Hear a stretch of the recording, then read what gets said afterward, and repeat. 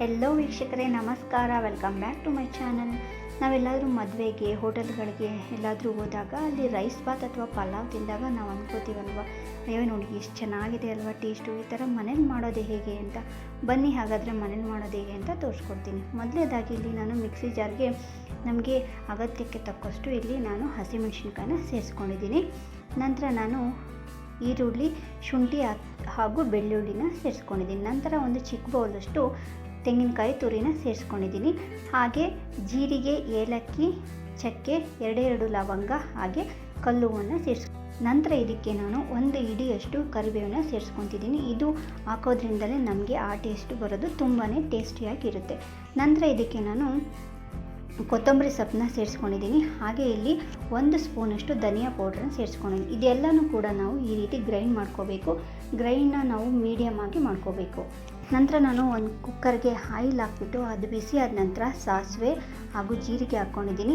ನಂತರ ಇದಕ್ಕೆ ಹಸಿ ಬಟಾಣಿನ ಸೇರಿಸ್ಕೊಂಡಿದ್ದೀನಿ. ಹಾಗೆ ಈರುಳ್ಳಿ ಮತ್ತು ಕರಿಬೇವನ್ನ ಸೇರಿಸ್ಕೊಂಡು ಇದನ್ನು ಚೆನ್ನಾಗಿ ಫ್ರೈ ಮಾಡ್ಕೋಬೇಕು. ನಂತರ ಇದಕ್ಕೆ ನಾನು ಟೊಮ್ಯಾಟೋನ ಸೇರಿಸ್ಕೊಂಡಿದ್ದೀನಿ. ಕೆಲವರು ಟೊಮ್ಯಾಟೋನ ಮಸಾಲೆಗೆ ಹಾಕ್ತಾರೆ, ಬಟ್ ಮಸಾಲೆಗೆ ಹಾಕ್ಕೋಬಾರ್ದು. ಈ ರೀತಿ ಒಗ್ಗರಣೆಗೆ ನಾವು ಟೊಮ್ಯಾಟೋನ ಸೇರಿಸ್ಕೋಬೇಕು.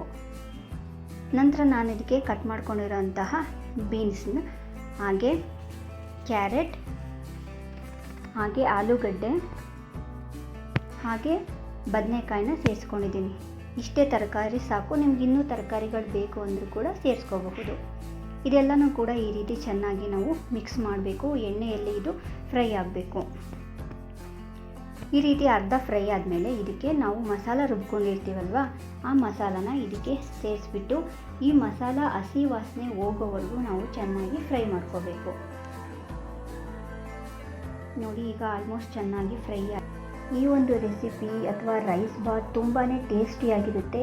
ಹೌದಲ್ವಾ, ಮನೆಯಲ್ಲೂ ಕೂಡ ನಾವು ಇಷ್ಟು ಟೇಸ್ಟಿಯಾಗಿ ಮಾಡ್ಕೋಬೋದಲ್ವ ಅಂತ ನಿಮಗೇ ಅನಿಸುತ್ತೆ. ನೋಡಿ, ಅಷ್ಟು ಟೇಸ್ಟಿಯಾಗಿ ಇರುತ್ತೆ. ನಂತರ ನಾವು ಇದಕ್ಕೆ ಅಕ್ಕಿನ ನಮಗೆ ಎಷ್ಟು ಬೇಕೋ ಅಷ್ಟು ಅಕ್ಕಿನ ತೊಳೆದು ಇದಕ್ಕೆ ಆ್ಯಡ್ ಮಾಡಿಕೊಂಡು 1 ನಿಮಿಷ ಅಥವಾ 2 ನಿಮಿಷದವರೆಗೂ ಈ ರೀತಿ ಮಸಾಲೆಯಲ್ಲಿ ಅಕ್ಕಿನ ಈ ರೀತಿ ನಾವು ಫ್ರೈ ಮಾಡ್ಕೋಬೇಕು. ನಂತರ ನೋಡಿ, ನಮಗೆ ರುಚಿಗೆ ತಕ್ಕಷ್ಟು ನಾವು ಉಪ್ಪನ್ನು ಸೇರಿಸ್ಕೋಬೇಕು. ಉಪ್ಪನ್ನು ಸೇರಿಸ್ಕೊಂಡು ಚೆನ್ನಾಗಿ ಮಿಕ್ಸ್ ಮಾಡಬೇಕು. ನಂತರ ನಾವು ರೈಸ್ ಎಷ್ಟು ಹಾಕ್ಕೊಂಡಿರ್ತೀವೋ ಅದಕ್ಕೆ ತಕ್ಕಷ್ಟು ನೀರನ್ನು ಸೇರಿಸ್ಕೋಬೇಕು. ನೆನಪಿಟ್ಕೊಳ್ಳಿ, ಇದಕ್ಕೆ ಬಿಸಿ ನೀರನ್ನೇ ಸೇರಿಸ್ಕೋಬೇಕು.